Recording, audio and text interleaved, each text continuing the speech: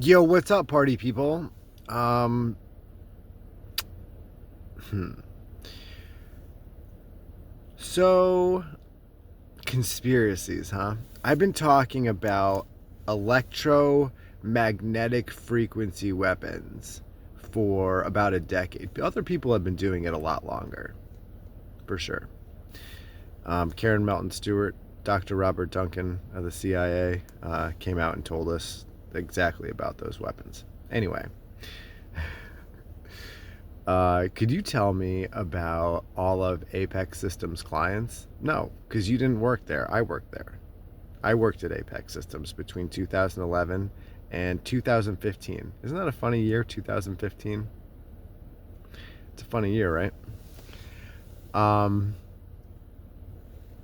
I'm not a perfect person, right? None of us are. You're not perfect either. None of us are. That's okay. But when we're talking about hurting children and crimes against humanity, that's a hard stop. That's a moral fiber check. That's a backbone check. That's an integrity check, right? Do you care more about silence and making money, right? Do you care more about that, or do you care more about the rights of humanity, free will, God, and all that other good stuff that we're given organically, naturally? So, what's the point of this video? Conspiracies, obviously. What else is there to talk about? Could someone tell me about the 3 million files that just got released by the fake government that have to do with Epstein's client list? And then you don't know who Apex Systems clients are because I work there. So I'm just going to tell you some of Apex Systems clients, and you guys can tell me if those clients from Apex Systems show up in the Epstein files. Now, Apex Systems does not show up in the Epstein files. Are they going to show up in the next batch? I don't know. I'm not even going to speculate because that's gay. What I will do is name drop the companies that I've seen or that I believe are in the Epstein files, and you can verify with me because I haven't checked every single one. But if I were to speculate, I think Facebook is Apex Systems client. Apex Systems is one of the largest IT staffing organizations in the country. Apex Systems was acquired by On Assignment ASGN in 2012. You might remember Peter Damaris, who was the CEO of On Assignment, who made headlines when he got arrested for the tuition scandal. He bribed someone to have his kid get into school. Now, why would this is funny. Why would a billionaire?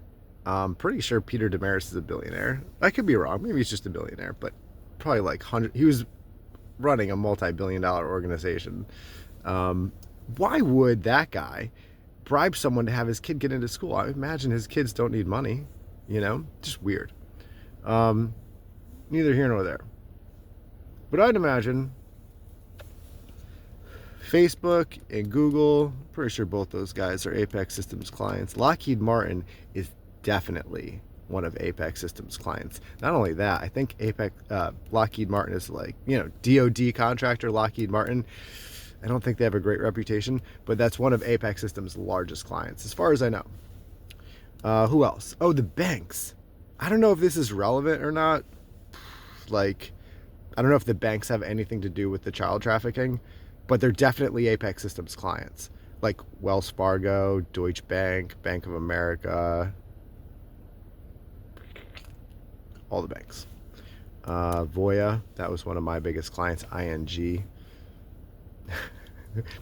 When they were doing the rebranding, ING to Voya, they spent however many millions of dollars on that just to come up with Voya is ear sex. Um, So I don't know. I think there's more questions to be asked. I think there's more investigations to be had. And did it just come out that the FBI has known about this for decades and they're covering all this shit up? Hmm.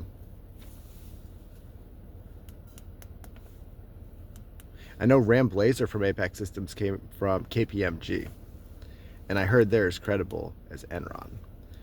I'm probably missing a lot of clients, right? McKesson, Boehringer.